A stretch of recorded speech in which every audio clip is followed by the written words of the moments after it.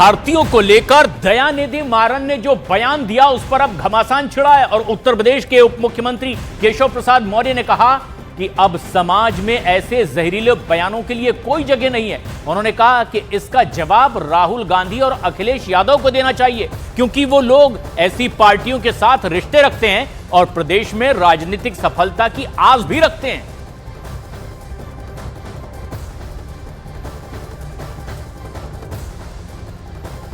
जब इस प्रकार की जो भाषा बोलते हैं मैं उसकी निंदा करता हूं, लेकिन इसका जवाब श्री राहुल गांधी जी को देना चाहिए, श्री अखिलेश यादव जी को देना चाहिए। और जो ऐसी पार्टियों से अपने रिश्ते रखते हैं और उत्तर भारत में राजनीतिक सफलता की आस भी रखते हैं, इसका जवाब उनको देना चाहिए। हमारे लिए उत्तर हो, दक्षिण हो, पूरब हो, पश्चिम हो, सारा भारत एक है, सारे भारतवासी एक हैं और देश की प्रगति में सबके सहयोग की अपेक्षा रहती है।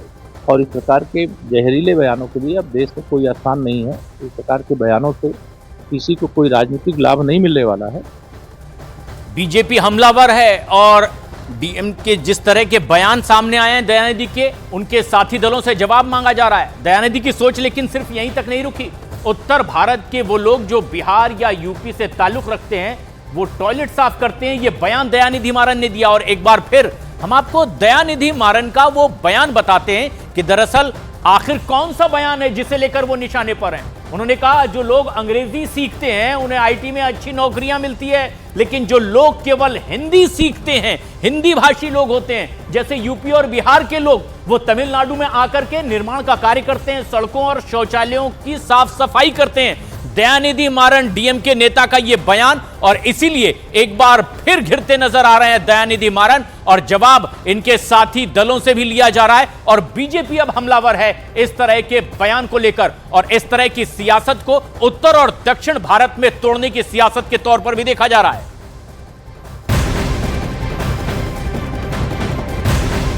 और इसी से जुड़ी एक और बड़ी खबर आपको बता दें, केंद्रीय मंत्री धर्मेंद्र प्रधान ने डीएम के नेता और इंडी गठबंधन को अहंकारी बता दिया है।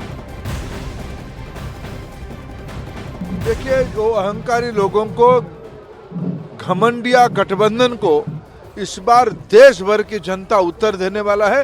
तमिलनाडु में भी उनको उत्तर मिलेगा।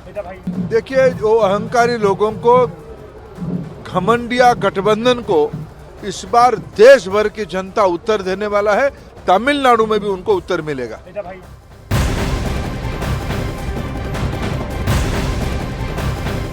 दयानिधि मारन के इस तरह के बयान के बाद बीजेपी लगातार हमलावर है और डीएम के सांसद दयानिधि मारन के बयान पर अब बिहार के उप मुख्यमंत्री तेजस्वी यादव की भी प्रतिक्रिया आई। उन्होंने इस तरह के बयान की निंदा की और कहा कि बिहार और यूपी के मजदूरों की पूरे देश में लोगों की मांग है और अगर वो काम करने के लिए यूपी बिहार से बाहर ना जाए तो वहां की जिंदगी ठप पड़ जाएगी। इस बयान की निंदा वो करते हैं और दूसरे राज्यों के नेताओं को ऐसे बयान देने से बचना चाहिए। तेजस्वी यादव का बयान। यूपी के लोगों को, जो मजदूर हैं, पूरे देश में जो है मांग उठती है, लोग डिमांड करते हैं, अगर वो ना जाए तो उनकी जिंदगी जो है ठप हो जाएगी। लोग आके हमारे यहाँ इस तरह का काम करते हैं, ये निंदनीय है। इसलिए हम सब लोग जो है इसकी निंदा करते हैं और इस तरह के बयान से दूसरे राज्यों के नेताओं को, चाहे कोई दल में हो, बचना चाहिए।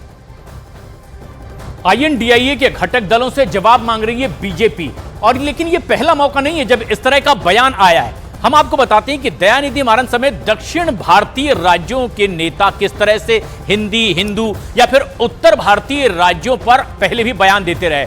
उदयनिधि स्टालिन डीएम के नेता, उनका बयान पहले आया। उन्होंने कहा सनातन धर्म को पूरी तरह से खत्म कर देना चाहिए। इसके अलावा दयानिधि मारन ने अब बयान दे दिया कि यूपी बिहार के हिंदी भाषी लोग तमिलनाडु में सड़क और टॉयलेट साफ करते हैं। इसके अलावा भी डीएनवी सेंथिल कुमार डीएमके के ही नेता है, उनका बयान आया था। हिंदी राज्यों को हम आमतौर पर गौमूत्र राज्य कहते हैं। एक और कांग्रेस के बड़े नेता रेवंत रेड्डी ने बयान दिया तेलंगाना का डीएनए बिहार के डीएनए से बेहतर है। डीएमके की एक और नेता पूर्व केंद्रीय मंत्री ए राजा ने बयान दिया सनातन पूरी दुनिया के लिए खतरा है। सनातन की तुलना एड्स और कुष्ठ रोग से की। कुछ और बड़े नेताओं के बयान, जिनमें प्रियांक खड़गे, उनका बयान, उन्होंने कहा जो धर्म समान अधिकार नहीं दे वो बीमार की तरह स्वामी प्रसाद मौर्य ने भी बयान दिया था और कहा था हिंदू धर्म नहीं बल्कि धोखा है, और इसीलिए ऐसे बयान देने वाले नेताओं और उनके पार्टियों से अब जवाब भी मांग रहे हैं इनके सियासी विरोधी।